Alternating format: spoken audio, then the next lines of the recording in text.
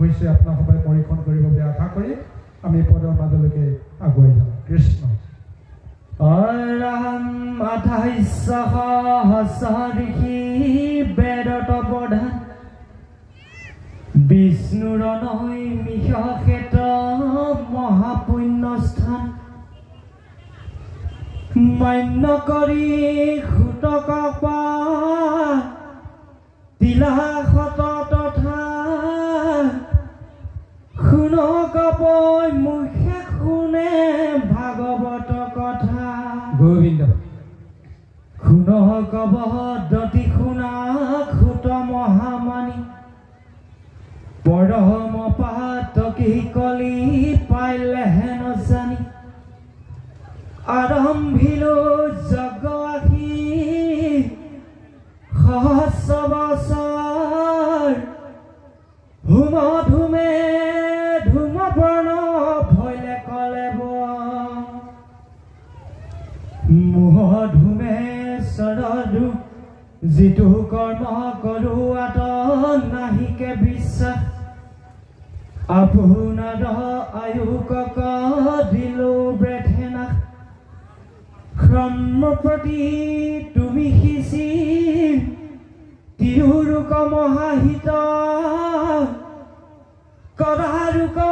প্ৰাণ কৃষ্ণ চৰিত অমৃত হে ৰাম পৰম ঈশ্বৰ কৃষ্ণ দেৱ নাৰায়ণ তন মহাভক্তিটো শ্ৰৱণ কীৰ্তন ইহাক যা ইহাক নাজানিয়ান কৰ্ম কৰি মৰো কয়ো কৃষ্ণ কথা সুত যেন মতে তৰু ইহাতে আমা মিলি লহ মহাভাগ তুমি হেন মহন্তক পাইলো ভাই গেলা যত জগ সুখ যিটো মুখ সুখ মূল ভকতৰ সংগ অল্প কৰো নহিতুল আকাশ এখন চৰে ৰবি ৰথ যেন বায়ু সূৰ্যৰ গত হয়ো জগতৰ আয়ু এক শৰণৰ মাতে যিটো শুনৈ কৃষ্ণ কথা তাৰ বিনে আৰ জীৱ আৰৰ বেধা কৃষ্ণ তৰ প্ৰিয়ামী কৰো কৰ্ম যত তাতো নানা বিঘ্নি আছে জানিলো মনত হে ৰাম মেতেকে প্ৰিয়াৰু কৃষ্ণ চৰিত অমৃত শ্ৰৱণ মাত্ৰকে যেন হুৱে কীৰ্ত কীৰ্ত জয় কৃষ্ণ হে গুৰু সমস্ত এই মহাভাগৱত ক'ৰ পৰা কেনেকৈ আহিল তাৰ বিষয়ে এটা সুন্দৰ বৰ্ণনা আমি সদায় পাই আছোঁ বৈকুণ্ঠৰ কল্পতৰু বুলি আমি যিখন মহাভাগৱত কওঁ এই মহাভাগৱত প্ৰকৃতপক্ষে ক'বলৈ গ'লে এয়া এখন আখৰে সমৃদ্ধ হোৱা এখন শাস্ত্ৰ নহয় এখন গ্ৰন্থ নহয় এখন পুথি নহয় ইয়াতে সুন্দৰভাৱে মূৰ্তি বৰ্ণনা দিছে স্বয়ং প্ৰভু ভগৱন্তে নিজৰ বাংময় এটা ৰূপ লৈ এই মহাভাগৱতত তেওঁ উপবিষ্ট হৈ আছে প্ৰথম দ্বিতীয় স্কন্ধে চৰণ দুটাই ভগৱন্তৰ চৰণৰ ৰূপটো হৈছে প্ৰথম আৰু দ্বিতীয় স্কন্ধ তৃতীয় চতুৰ্থে ভৈলা উৰুদয় তৃতীয় আৰু চতুৰ্থ স্কন্ধে প্ৰভু ভগৱন্তৰ দুখন উৰুৰ শক্তিশালী ৰূপটোৰ কথা কোৱা হৈছে নাভি দেখে পঞ্চমে হস্তে বক্ষস্থল পঞ্চম স্কন্ধে প্ৰভু ভগৱন্তৰ নাভি তত্ত্বৰ কথা কোৱা হৈছে ষষ্ঠ স্কন্ধ বক্ষস্থল উদৰৰ কথা কোৱা হৈছে সপ্তমে অষ্টমে ভৰিলা কৰ কমল যুগল সপ্তম আৰু অষ্টম স্কন্ধ হৈছে প্ৰভু ভগৱন্তৰ দুখন শক্তিশালী বাহু বা হাত দুখনি কৰ কমল বুলি কোৱা হৈছে। কণ্ঠ দেখে নৱম দশমে ভৰিলা তুণ্ড কণ্ঠত বা ডিঙি মূলত প্ৰভু ভগৱন্তৰ নৱম স্কন্ধৰ কথা কোৱা হৈছে। দশম হৈছে তুণ্ড বা মুখমণ্ডলৰ যিটো ৰূপ এই ৰূপটোকে কোৱা হৈছে তুণ্ড। একাদশে ললাট দ্বাদশ ভৰিলা মুণ্ড একাদশত হৈছে কপাল বা ললাট দ্বাদশ হৈছে মুণ্ড বা শিৰ ভাগ। এনেদৰে প্ৰভু ভগৱন্তৰ মূৰ্তিটো যদি কল্পনা কৰা যায় সেই কাল্পনিক ৰূপটোক আমি মহাভাগৱতৰ বাংময় স্বৰূপ বুলি কওঁ। এই মহাভাগৱতক শ্ৰৱণ আৰু কীৰ্তনৰ জৰিয়তে ঈশ্বৰক মূৰ্তি ৰূপে আমি হৃদয়ত লাভ কৰিব পাৰোঁ আৰু সেই ৰূপেৰে আমি জগত তৰি যাব পাৰোঁ। আৰু এইহেন মহাভাগৱতৰ বাংময় মূৰ্তিটো লাভ কৰি পৰীক্ষিত মহাৰাজে ঋষি অভিশাপৰ পৰা তেওঁ মুক্ত হৈ সংসাৰৰ পৰা তেওঁ মুক্ত হৈ ভগৱন্তৰ লগত লীন যাব পৰা এটা অৱস্থালৈকে আহিছিল। গতিকে এতিয়া পৰীক্ষিত মহাৰাজে এই মহাভাগৱত যে সুকমণিৰ পৰা পাইছিল, সুকমণিয়ে সুধি আছে যে এই মহাভাগৱতৰ যিটো মহাৰূপ সেইটো ক'ব লাগে, কেনেকৈ এইখন সংসাৰলৈকে আহিল আৰু ইয়াৰ পিছত এই মহাভাগৱতৰ যিটো ৰূপ শৌনক আদি ঋষি সমস্তে নমিক্ষা অৰণ্যত পৰীক্ষিত মহাৰাজে মহামুক্তি পোৱাৰ বহু হাজাৰ বছৰ পিছত এই নমিক্ষা অৰণ্যত ঋষি সমস্তে ভাগৱত লাভ কৰিছিল। অৰ্থাৎ আলোচনা কৰিবলৈ গ'লে বহু কথা আহিব, তথাপিও যথাযথ মানে আমি বিষয়খিনি আলোচনা কৰিম।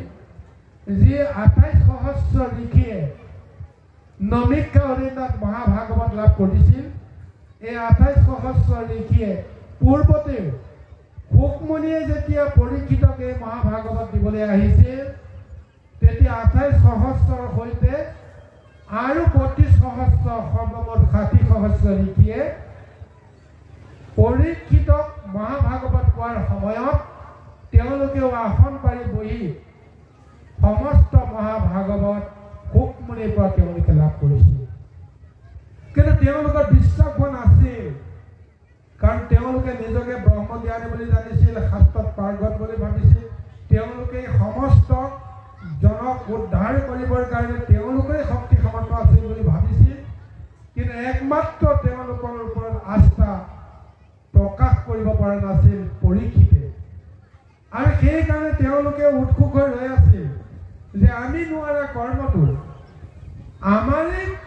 ঋষিৰ কোনোবা এজন পুত্ৰ ব্যাসমুনিৰ পুত্ৰ সুকমণিয়েনো তো কেনেকৈ এই ঋষি অভিশাপৰ পৰা পৰীক্ষিতক মুক্ত কৰিব পাৰে, তাৰ কাৰণে তেওঁলোকে কেৱল উৎকণ্ঠাৰে ৰৈহে আছিল। পৰীক্ষিতক কোৱা সেই ভাগৱতৰ তত্ত্ব তেওঁলোকৰ কৰ্ণকুহৰত যেনেদৰে প্ৰৱেশ কৰিব লাগিছিল নকৰিলে। কিন্তু পৰীক্ষিতে যেতিয়া 7 দিনৰ পিছত সুকমণিক বিদায় দিলে, সেই বিদায় দিয়াৰ সন্ধিখনত সমস্ত ঋষিমুনিক শুনাই সুকমণিয়ে সকলোকে কৈছিল যে যদি 7 দিনৰ পিছত তুমি আৰু কিবা বুজিবলৈ কাৰণে বাকী থাকিল, মই প্ৰয়োজন সাপেক্ষে আৰু 7 দিন মই কওঁ। গতিকে তুমি মই কোৱা সমস্ত কথাখিনি তুমি জানিলা নে নাজানিলা, আৰু কিবা সন্দেহ আছে নেকি কোৱা। তেতিয়াই সুকমণিয়ে পৰীক্ষিত উদ্দেশ্য কৰিয়ে সমস্ত ঋষিসমূহক শুনাই তেওঁ কৈছিল যে এই মহাভাগৱত এতিয়া তোমাৰ লগতে উগ্ৰশ্বাসুতেও সৌ নীলগত বহি শুনি আছে, আৰু সেই উগ্ৰশ্বাসুতে সমস্ত মহাভাগৱত তেওঁৰ হৃদয়ত লৈ আছে। তুমিতো কাইলৈ গুচি যাবা বা কিছু সময় পিছত তুমি গুচি যাবা, কিন্তু এই মহাভাগৱত জগতে কেনেকৈ পাব, তাৰ কাৰণে উগ্ৰশ্বাসুতে হৃদয়ত এই মহাভাগৱত ৰাখি থৈছে। আৰু যদি কেতিয়াবা ঋষিমুনিয়ে সমস্ত ভকতে জানিব বিচাৰে বা কোনোবাই জানিব বিচাৰে তেওঁৰ পৰাই এই মহাভাগৱত জানিব পাৰিব।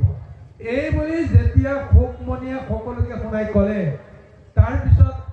সকলোৱে উগ্ৰশ্বাস সূতৰ ফালে চালে, কিন্তু উগ্ৰশ্বাস সূতক তেওঁলোকে দেখা নাপালে। ভাগৱত শুনাও পৰ্যায়টো শেষ হৈ গ'ল। শুকমণিয়ে যেতিয়া তেওঁক কৈ দিলে যে তুমি উগ্ৰশ্বাস সূতে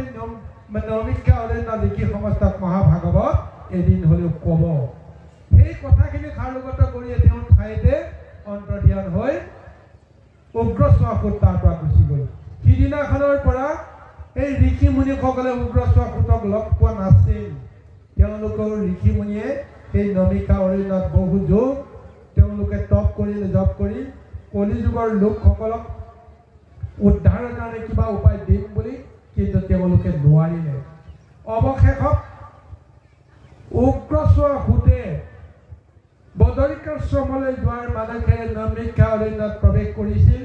সেই 60 সহস্ৰ ঋষিসমূহৰ পৰা এটা আশীৰ্বাদ লোৱাৰ মানসে, আৰু সেই উগ্ৰশ্বাস সূতক দেখাৰ লগে লগেই সেই ঋষি সমস্তে তেতিয়াহে শুকমণিয়ে কোৱা সেই কথাবিলাক মনত পৰি আৰু তেওঁক সাদৰে আনি আসনে বসনে পূজাই তুষ্ট কৰাই তেওঁৰ পৰা মহাভাগৱত শুনিবৰ কাৰণে প্ৰযত্ন কৰিছিল। কিন্তু সেই মহাভাগৱত শুনাৰ সময়ত 28 সহস্ৰ ঋষি মুনিয়েহে সেই সভাত থাকিল, বাকী সমস্তে কিন্তু তাৰ পৰা গুচি গ'ল। নিষ্কুলীয়া কোনোবা এজনৰ মুখৰ পৰা মহা পণ্ডিত বিদগ্ধ বুলি জ্ঞান কৰা সেই ঋষি সমস্তে শুনিবলৈ ইচ্ছা নকৰাৰ কাৰণে তেওঁলোক গুচি গ'ল। কিন্তু বেদত প্ৰধান এই 28 সহস্ৰ ঋষিয়ে আজি শুকমণিক উগ্ৰশ্বাস সূতক গুৰু মানি ল'লে। তেওঁৰ পৰা মহাভাগৱত শুনিবৰ কাৰণে প্ৰযত্ন কৰি এই বুলি কৈছিল যে আমি কত ভাগ্যৰ বলতহে তোমাক আমি পালোঁ, আৰু যাৰ কাৰণতে এতিয়া আমি তোমাৰ মুখৰ পৰা মহাভাগৱতৰ জৰিয়তে ভগৱন্তৰ প্ৰকৃত যিটো ৰূপ ৰস মূৰ্তি আমি যেন সম্পূৰ্ণভাৱে পাব পাৰোঁ, আৰু সেই মূৰ্তিক লৈ যেন জগতে উদ্ধাৰ পাব পাৰে, তাৰ কাৰণে তুমি কৃপা কৰা। এনেদৰে উগ্ৰশ্বাস সূতক মান্যতা প্ৰদান কৰি তেওঁলোকে দিব্য আসন দি মহাভাগৱত জানিবলৈ প্ৰযত্ন কৰিছে। আহক গুৰু সমস্ত ইয়াৰ উত্তৰত উগ্ৰশ্বাস সূতে ঋষি মুনিসকলক কি বুলি সম্বোধন কৰে আমি পদৰ মাজত বিচাৰিবলৈ যত্ন কৰোঁ। কৃষ্ণ হৰে ৰাম জাগ যজ্ঞ যজ্ঞ কৰি দেখ পাইলো মাত্ৰ আবে কহিও কমহা ভাগৱত শাস্ত্ৰ ৰাম কৃষ্ণ কথাইতো আমি ততো কৰি চাদ শুন কত শোক পৰি শীতল সংবাদ চাৰ গুণ চলে আতি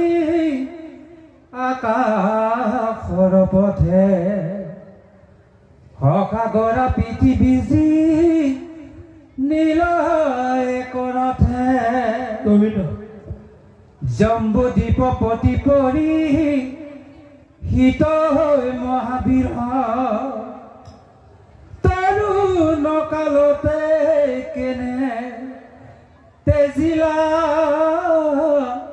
শৰীৰ আই ৰাম ভিক্ত যেন খাতি পিতি পীৰ ৰাজা যত কৃষ্ণ তব কত তেন্তে মহাভাগৱত ৰাম হৰি স্মৰি জীমতে কহিল তনু ত্যাগ কহিও তাহান জন্ম সুত মহাভাগ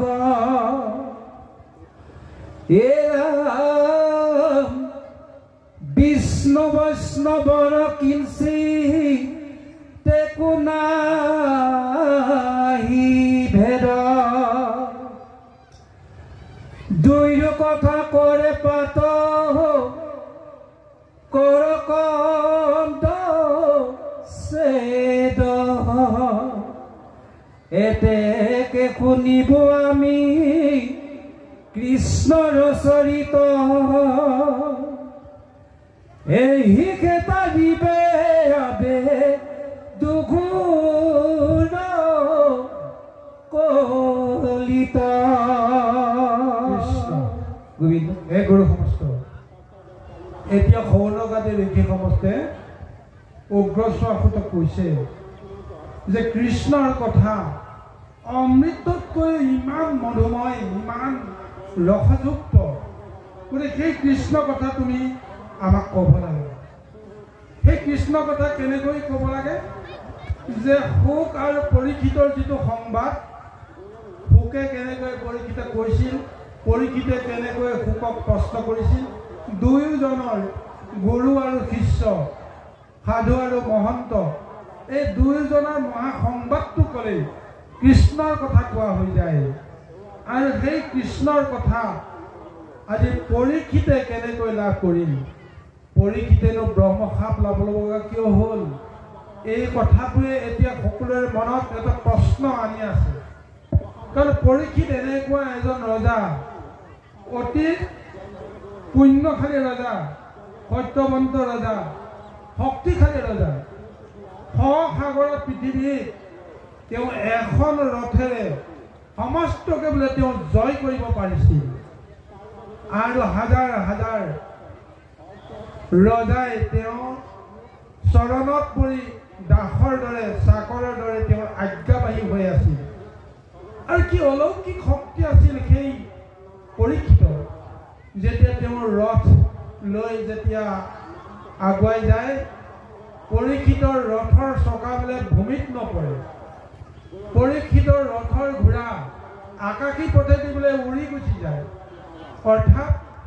পৰীক্ষিতে মনুষ্য জন্ম লাভ কৰিছিল যদিও তেওঁ দৈব্য শক্তি লাভ কৰিছিল দেৱতাহে আকাশেদি উৰে আকাশত নৱমণ্ডলত দেৱতাহে চলাচল কৰে মনুষ্যইটোতো চলাচল কৰিব নোৱাৰে কিন্তু পৰীক্ষিতৰ ৰথৰ ঘোঁৰা আকাশী পথেদি গৈছিল অৰ্থাৎ দেৱৰো দুৰ্লভ শক্তি যেন পৰীক্ষিতে লাভ কৰিছিল অথচ সেইজন জম্বুদ্বীপৰ প্ৰতি পৰীক্ষিত ভগৱন্তৰ মহাভক্ত সেইজনকনো ব্ৰহ্মসাপে কেনেকৈ তেওঁ গ্ৰাস কৰিলে কিয় তেওঁ বুদ্ধিভ্ৰষ্ট কৰিলে